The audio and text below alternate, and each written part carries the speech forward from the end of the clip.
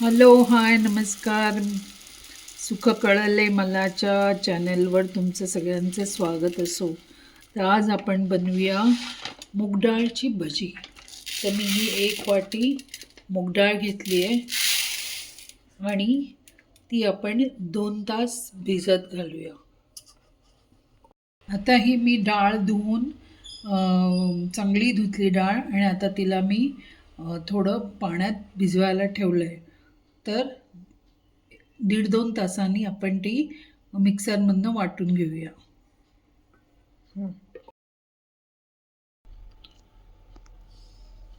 आता या डाळीतलं सगळं पाणी मी काढून घेतलं आणि आता ही डाळ आपण मिक्सरमध्ये थोडी जाडशी वाटून घेऊया आणि त्याच्यात मी हे आलं आणि लसूण मिक्स केलं आहे.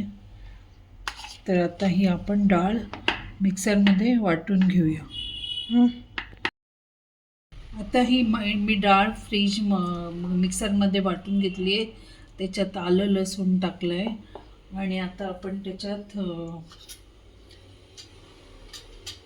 1 चमचा तिखट, अर्धा चमचा हळद,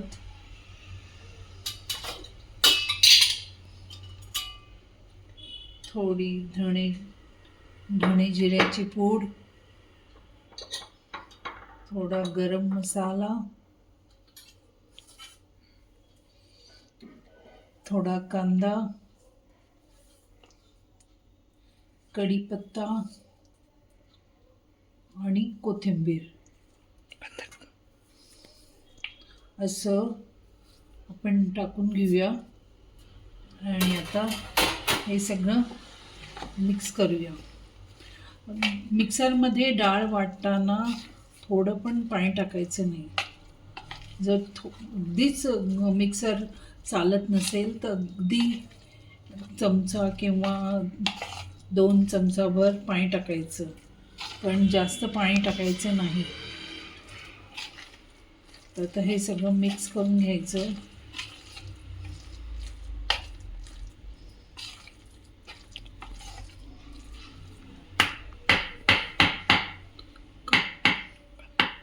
ह्याच्यात थोडं मीठ टाकायचं.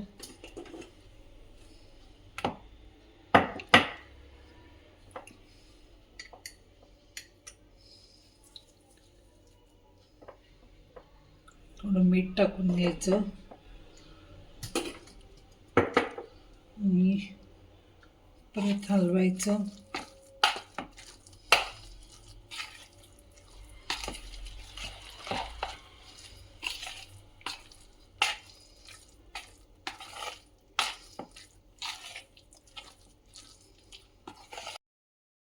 आता हे मी कढईत तेल टाकून घेतलं आहे आणि थोडं मी पीठ टाकून बघितलं, ते वर आलं आहे.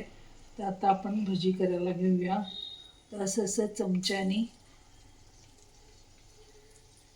टाकून घ्यायच्या.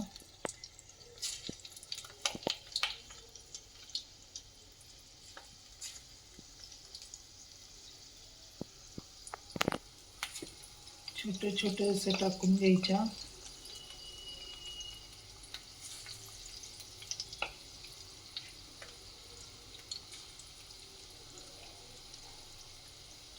खूप टेस्टी लागते खायला.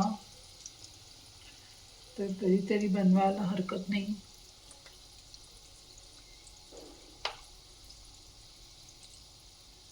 मला तर चण्याच्या पिठापेक्षा ही मुगाची भाजीच मला आवडते.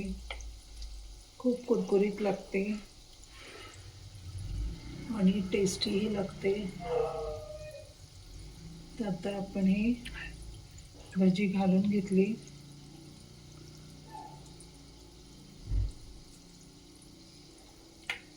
आता ती हळूहळू होईल. आता ही आपली मुगाची भाजी होते.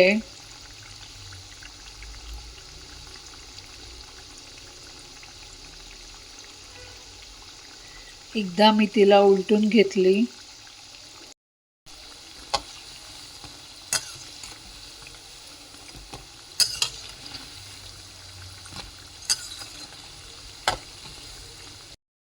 तर आता आपली भजी झाली आहे. आपण याच्यात आता काढून घेऊया. आवाज बघा कसा टणकन येतोय.